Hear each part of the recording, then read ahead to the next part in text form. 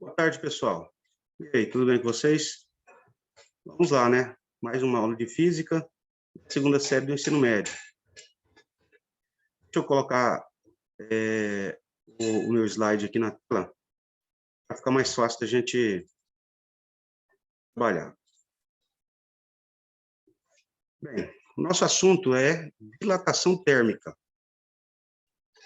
Muitos de vocês provavelmente já ouviram essa expressão, né? Dilatação. E se já ouviram, sabem que os corpos, de uma forma geral, eles possuem essa característica, né? É a característica de ter as suas dimensões, as suas medidas alteradas em função de variação de temperatura. Isso quer dizer o quê? Isso quer dizer que um fio de energia, isso quer dizer que uma peça de cerâmica ou uma panela, quando aquecidos, eles sofrem alteração nas suas medidas, no seu comprimento, na sua área, no seu volume, certo? Agora fica a pergunta, né? Como isso acontece? Como ocorre o fenômeno da dilatação? O que faz com que as medidas de um corpo sejam alteradas em função da variação de temperatura? Bem, para a gente entender isso, dê uma olhadinha nesta animação que eu coloquei aqui para vocês. Se vocês olharem, nós temos o mesmo número de partículas nas duas massas, nos dois corpos. Bem, o recipiente do lado esquerdo da sua tela apresenta um pequeno movimento, enquanto que o recipiente do lado direito, que está numa temperatura, como você pode ver aqui no termômetro, ao lado, ele está numa temperatura maior. Isso quer dizer o quê? Possui maior movimento rotacional. Lembrando, o que é a temperatura? A temperatura é o número que mede o grau de agitação das moléculas e dos átomos de um corpo. Isso quer dizer o quê? Que o corpo com maior temperatura tem as suas moléculas vibrando com mais rapidez. O corpo com menor temperatura tem as suas moléculas vibrando com menor rapidez. E isso provoca o quê? Quando o corpo está mais quente, quando a sua temperatura está mais elevada, o fato das moléculas movimentarem-se mais rapidamente faz com que elas ocupem um espaço maior. Você vai ver que é bem visível que o volume que a massa aqui do lado direito ocupa é maior que o volume que a massa do lado esquerdo está ocupando. Isso indica que, quando um corpo ele é aquecido, as medidas dele, por causa da vibração de suas moléculas, ficam maiores. O que acontece aqui, um fenômeno chamado dilatação térmica. Tá? Vale lembrar o seguinte, que as regras têm exceções, mas as exceções vão ficar para um outro momento, tá bem? Vamos lá, continuando. A dilatação ela pode ocorrer nos corpos sólidos, nos corpos líquidos e nos corpos gasosos, tá certo? No estado sólido, a matéria ela tem forma e volume constante. E as moléculas que formam essa matéria estão fortemente ligadas entre si. Quer dizer o quê? Mais difícil ocorrer a dilatação com uma massa no estado sólido. No estado líquido, a coesão, a força que une as moléculas é menor. Então, teoricamente, é muito mais fácil você provocar dilatação num corpo líquido do que num corpo sólido. Está num corpo no estado gasoso, como você pode ver claramente aí na nossa animação, moléculas que unem essa massa, elas não têm força entre si. Então, é por isso que os gases, eles espalham e tomam conta de todo o ambiente. Tanto a forma quanto o volume de um gás, ele vai ser influenciado pelo espaço que o contém. Certo? Por exemplo, vamos pegar um gás muito comum, o pum. Quando a pessoa solta um pum, ele se espalha por todo o ambiente. Por quê? Porque a força que une essas moléculas é nula, ela é inexistente. Então, ele vai ocupar e vai passar a ter a forma e o volume do espaço que o contém. Certo? Então, a partir daí, a gente pode perceber que a dilatação nos sólidos ela ocorre, porém, ela é muito mais difícil do que nos líquidos e nos gases. A dilatação nos líquidos também ocorre, e ela é mais visível, é mais perceptível do que nos sólidos, bem menos perceptível do que nos gases. E os gases são a forma, né, de arranjo molecular em que a dilatação ocorre com maior fluidez, ok? E aqui nós temos uma outra animação que demonstra justamente isso, né? Temperatura menor, espaço ocupado menor. Temperatura maior, espaço ocupado maior. Mostrando mais uma vez que o fenômeno da dilatação está ligado de forma direta com a temperatura. Quanto mais quente, maior é o espaço ocupado pelo corpo. E quanto mais frio, evidentemente, menor é o espaço ocupado por ele. Aqui, pessoal, tem um procedimento bem simples, né? Você tem aí um pêndulo simples, tá? Ligado a esse pêndulo simples, uma esfera. Essa esfera, nesse primeiro momento, ela está fria. Ela passa com fluidez, com facilidade, por esse aro. Mas se a gente pegar a mesma esfera e aquecer, ela já não vai passar mais pelo aro. Por quê? Ela sofreu a dilatação, tá certo? Ou seja, ela teve as suas medidas ampliadas. Pessoal, conceituando dilatação. Quando aquecemos um corpo, aumentando sua energia térmica, aumentamos o estado de agitação das moléculas que o compõem. Estas moléculas precisam de mais espaço, acabam se afastando uma das outras, aumentando o volume do corpo. Esse fenômeno é conhecido como dilatação térmica, certo? A dilatação ocorre não só quando aquecemos, mas também quando resfriamos. Nesse caso, a gente chama de contração térmica. Aqui nós vemos alguns exemplos, né, da dilatação. Por exemplo, é muito visível que o trilho ele teve as suas peças, né, curvadas, influência da dilatação. No caso, numa calçada, ela vai se rachar quando ocorrer a dilatação. Professor, por que peças de cerâmica não racham? Justamente porque entre uma peça e outra você deixa um espaço que haja o fenômeno da dilatação, porque uma peça aumenta de tamanho, se elas estiverem encostadas, uma vai forçar na outra, ela vai fazer essa curvatura que você consegue ver aí na tela do seu aparelho, certo? Os fios de energia. No verão, eles vão estar bem curvados. Por quê? Porque quando aquecidos, aumenta de tamanho. No inverno, vai estar bem esticado, bem tensionado. Tá? A tração vai ser maior. Por quê? Porque esfriou, ele vai diminuir as suas dimensões. Ok?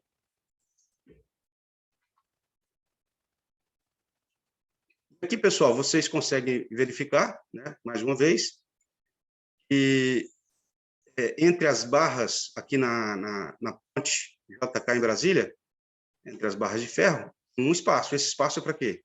Para que haja o fenômeno da dilatação. Entre uma estrutura de concreto e outra, vai ter um espaço de dilatação. Inclusive, por exemplo, se você for aí na Solândia, você vai ver que, na medida em que o carro vai seguindo sobre a ponte, você vai ouvindo barulhos no pneu. É ele passando por esses espaços que são deixados de propósito aqui. Quando, no verão, a estrutura de concreto dilata, o espaço diminui. No inverno, a estrutura contrai e o espaço aumenta, certo? Bem, pessoal, deixa eu colocar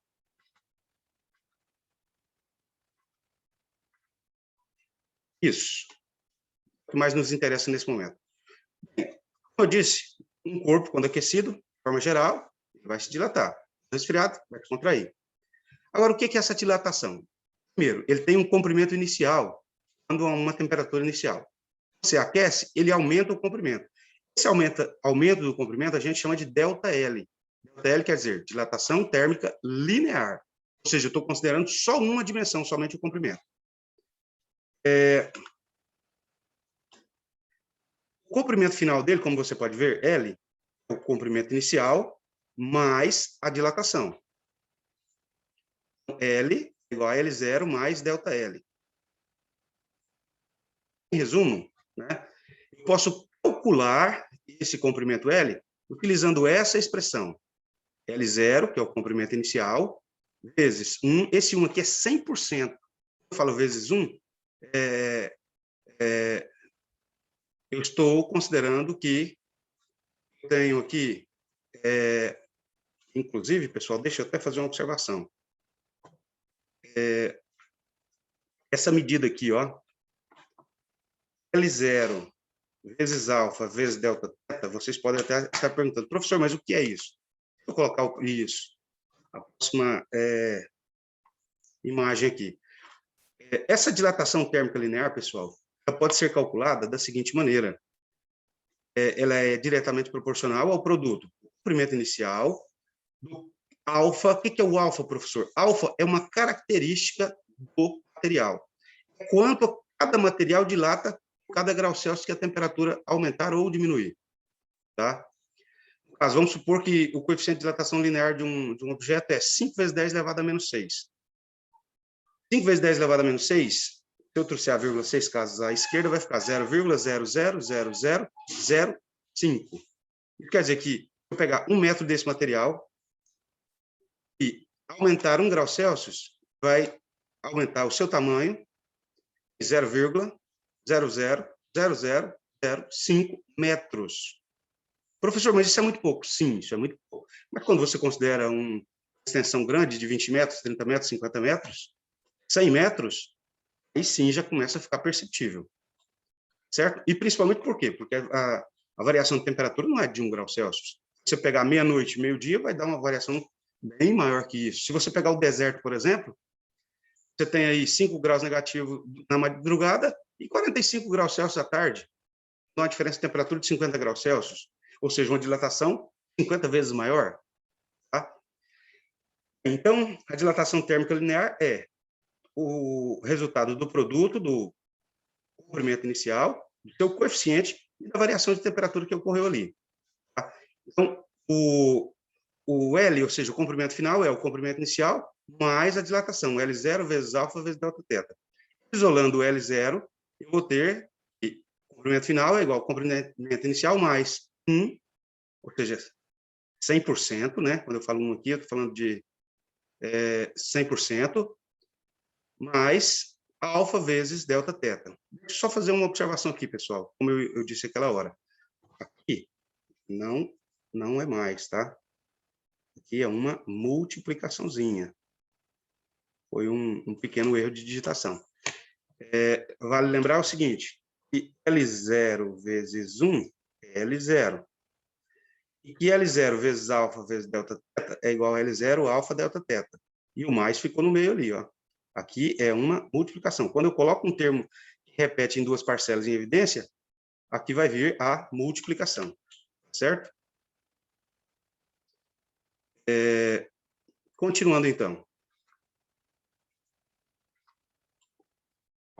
Então, eu poder calcular a dilatação térmica linear, eu vou simplesmente multiplicar comprimento inicial vezes alfa vezes delta teta. Ou seja, comprimento inicial vezes o coeficiente vezes a variação de temperatura. Aqui sim, note que o mais já não apareceu. Tá? E o comprimento final é o comprimento inicial vezes 1 mais alfa vezes delta teta. Na maioria das vezes, a gente vai usar simplesmente o cálculo da dilatação linear. E, quando for necessário, a gente vai pegar esse resultado e usar aqui, né? Simplesmente adicionar o comprimento inicial para achar o comprimento final, que vai ficar bem mais fácil. Ok? Bem, nem sempre eu considero a dilatação de um corpo em apenas uma dimensão. Às vezes, eu considero em duas dimensões. Tá? Bem, quando eu considero em duas dimensões, eu tenho dilatação térmica superficial. Dilatação superficial seria o quê? Em duas dimensões. Comprimento e largura. Uma peça de cerâmica, por exemplo. No caso aqui, eu tenho uma peça com superfície inicial S0, ela é aquecida e passa a ter uma superfície final S. Do mesmo jeito, né? A superfície final vai ser a superfície inicial mais a sua dilatação superficial. A dilatação superficial é a superfície inicial vezes o beta, o coeficiente de dilatação superficial, vezes a variação de temperatura. Note que a estrutura matemática da fórmula da dilatação superficial, da fórmula da dilatação linear é a mesma. Tá? Vai mudar as grandezas que estão sendo trabalhadas. Outro ponto importante aqui, pessoal, é o seguinte, eu não posso esquecer disso, você não pode esquecer disso. Como eu tenho duas dimensões aqui, essa grandeza, o beta, ela vale 2 vezes o valor do alfa. O beta vale 2 vezes alfa. Então, toda vez que eu precisar usar o valor do beta, eu vou pegar 2 vezes o valor do coeficiente de dilatação linear. Bem? Então, deixa eu apagar aqui para a gente poder continuar.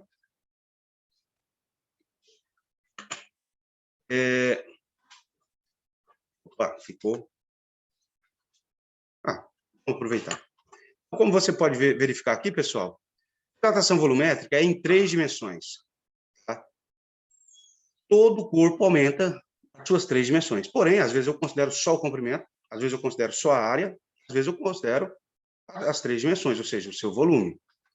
Nesse caso, pessoal, olha bem, eu tenho aqui um corpo com um volume inicial, V0, ele é aquecido e ele tem suas dimensões aumentadas, né? A quantidade que aumentou é o quê? É a dilatação volumétrica.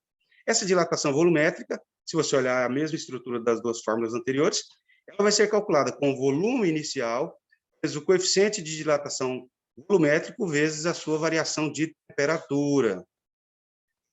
Lembrando, como aqui são 3 dimensões, o coeficiente de dilatação volumétrico gama é igual a 3 vezes o coeficiente de dilatação linear, tá certo? Deixa eu pegar aqui as nossas atividades, né? Para a gente poder responder juntos. Bem, atividade de número 1. Responda os itens abaixo. Item A. Como podemos explicar a dilatação dos corpos ao serem aquecidos? Pessoal, ao serem aquecidos,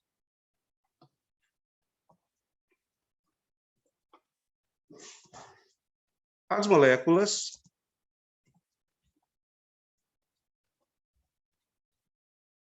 dos corpos ocupam um espaço maior. Então, o fenômeno da dilatação ocorre porque as moléculas e os átomos dos corpos passam a ocupar um espaço maior devido à sua maior energia cinética. Escrevi um pouco mais abreviado. Tá? Letrinha B, pessoal. Que fatores influenciam na dilatação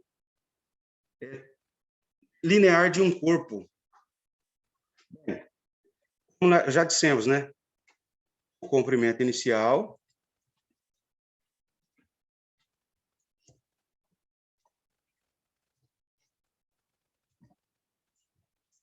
o coeficiente de dilatação térmica linear,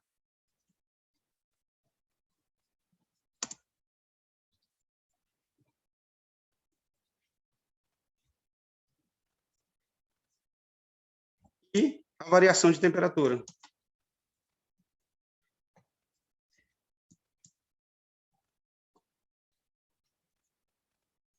Certo? E aí, pessoal, o exercício pede para a gente escrever, né, a expressão matemática que nos permite calcular a dilatação linear. Vamos lá, então, né? Vamos lá. Delta L, né, é igual a L0, ou seja, comprimento inicial, vezes o alfa, né, que é o coeficiente de dilatação térmica linear, vezes a variação de temperatura, ou seja, delta θ. Tá certo? Exercício de número 2. 2 barras A e B, mesmo comprimento inicial, sofrem a mesma elevação de temperatura. As dilatações dessas barras poderão ser diferentes? Explique. Sim.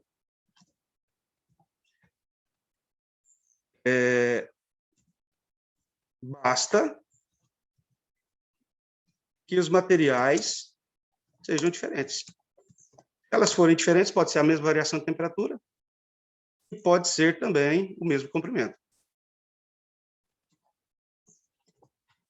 Tá? Nós vimos, a dilatação depende do comprimento inicial, que no caso aqui é o mesmo, e a variação de temperatura, que também é a mesma. Mas se o material for diferente, né, se o alfa for diferente, vai possuir dilatação térmica linear diferente. Ok? Exercício 3. Inclusive, o exercício 3 já está aqui, né? Também, duas barras A e B, mesmo material, sofrem a mesma elevação de temperatura. As dilatações destas barras poderão ser diferentes? Explique. Sim. Ó, o material é o mesmo, ou seja, o mesmo alfa.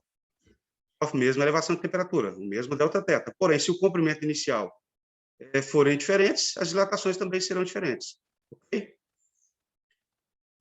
Continuando, pessoal. Próximo exercício. Sobre o fenômeno da dilatação térmica, faça um comentário correspondente a cada figura. E no caso aqui, pessoal, no dia frio, o fio fica esticado porque as moléculas são mais próximas. E no dia quente, o fio fica curvado porque as moléculas estão mais distantes. Tá? Calma.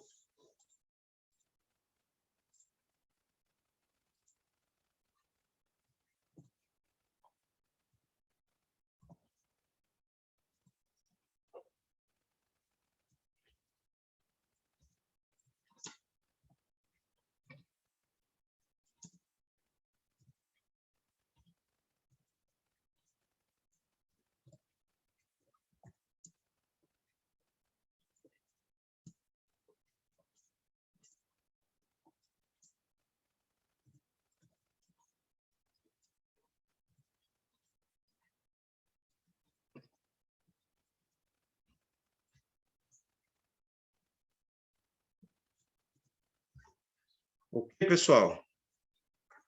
Olha bem. Exercício 5. Uma chapa quadrada de alumínio possui lados a 3 metros, quando sua temperatura é igual a 80 graus Celsius. Qual será a variação de sua área se a chapa for submetida a uma temperatura de 100 graus Celsius? Coeficiente de dilatação térmica linear, observem que é o linear, 22 vezes 10 elevado a menos 6. Então, primeira coisa, calculei aqui a variação de temperatura, ou seja, quanto a temperatura aumentou. 80 para 100, ela aumentou em 20 graus Celsius. Segunda coisa, como para calcular a variação da área, eu tenho que ter a área dessa chapa de alumínio. A área é calculada como? Lado vezes lado. 3 vezes 3, 9. Então, são 9 metros quadrados. Depois, como eu estou calculando a dilatação superficial, para calcular a dilatação superficial, eu tenho que ter o coeficiente de dilatação superficial. E eu acabei de dizer para vocês que ele vale 2 vezes o linear, porque a superfície tem 2 dimensões. Então, será 2 vezes o alfa, que é 2 vezes 22 vezes 10 elevado a menos 6, 2 vezes 22, 44. Ou seja, o coeficiente de dilatação superficial beta é 44 vezes 10 elevado a menos 6. E a gente vai calcular. Dilatação superficial igual a superfície inicial, vezes o coeficiente, vezes variação de temperatura. Superfície 9, coeficiente 44 vezes 10 elevado a menos 6, e variação de temperatura 20. O que nós vamos fazer? Aparece esse número estranho aí, né? 10 elevado a menos 6. Vamos fazer 9 vezes 44 vezes 20. O 10 elevado a menos 6 fica para o final. 9 vezes 44 vezes 20 vai dar 7.920. Aí, como eu disse, repete o 10 elevado a menos 6. 7.920 vezes 10 elevado a menos 6. Como eu resolvo essa potência de base 10, né? 10 elevado a menos 6. É simples, gente. Menos quer dizer esquerdo. 6, eu vou pegar a vírgula e levar 6 casas à esquerda. Professor, só tem 4 algarismos. Então, os espaços vazios, como nós já sabemos disso há muito tempo, enche com 0. Isso vai ficar, 1, 2, 3, 4, 5, 6 casas.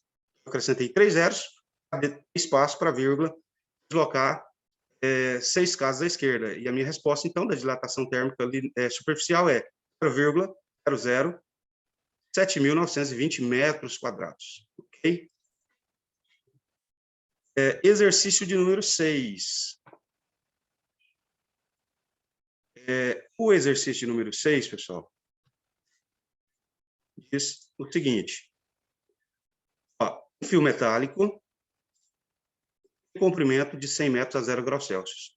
Sabendo que este fio é constituído por um material de coeficiente de dilatação térmica linear 17 vezes 10 elevado a menos 6 graus Celsius menos 1, o que é isso, professor? Sigla, graus Celsius menos 1. Quer dizer que é por cada grau Celsius que a temperatura variar. Determine a variação do comprimento do fio quando esse é aquecido. Então, como eu disse para vocês, pessoal, a estrutura aqui é a mesma. Então, ΔL é igual a L0 vezes, vai mudar aqui, é o coeficiente, né? Não é o superficial, é o linear. Então, eu vou fazer essa pequena alteração. Mas note que é a mesma estrutura matemática. ΔL igual a L0 vezes alfa vezes delta teta. Bem, substituindo, comprimento inicial. Bem visível lá que são 100 metros. Coeficiente de dilatação superficial, 17 vezes, deixa eu inserir a potência aqui, 17 vezes 10 elevado a menos 6. Variação de temperatura. Olha que inicialmente a temperatura é 0 e ela vai para 10. De 0 a 10 ela aumenta 10 graus Celsius. Eu disse para vocês, pessoal, nós vamos resolver 100 vezes 17 vezes 10 elevado a menos sexta potência. O resto vai ficar para o final. E aí fica a pergunta, né? Quanto dá 100 vezes 17 vezes 10? É bem simples, pessoal. Eu repito, o 17, o 100 tem 2 zeros e o 10 tem mais um zero, então dá 17.000. Então, ΔL igual a 17.000 vezes 10 elevado a menos 6. Agora, como é que eu vou resolver essa multiplicação? 17.000 vezes 10 elevado a menos 6. Como eu disse para vocês, eu vou pegar a vírgula e vou levar ela 1, 2, 3, 4, 5, não tem. Então, eu preencho os espaços vazios com zero. Quando eu deslocar a vírgula 6 casas para a esquerda, ó, 1, 2, 3, 4, 5, 6. Eu já não preciso mais responder ou colocar, escrever a potência de base 10. Então, esse fio ele vai ter comprimento de 0,017 metros. Esses zeros que estão aqui do lado direito, eu posso eliminar. Tá? No caso aqui, pessoal, isso aqui seria 1,7 centímetros ou 17 milímetros, né? Porque para transformar de metro para milímetro, multiplica por 1000. Quando eu multiplico por 1000, leva a vírgula 3 casas à direita. Certo? É isso aí, pessoal. Tenham todos uma ótima tarde. Fiquem com Deus.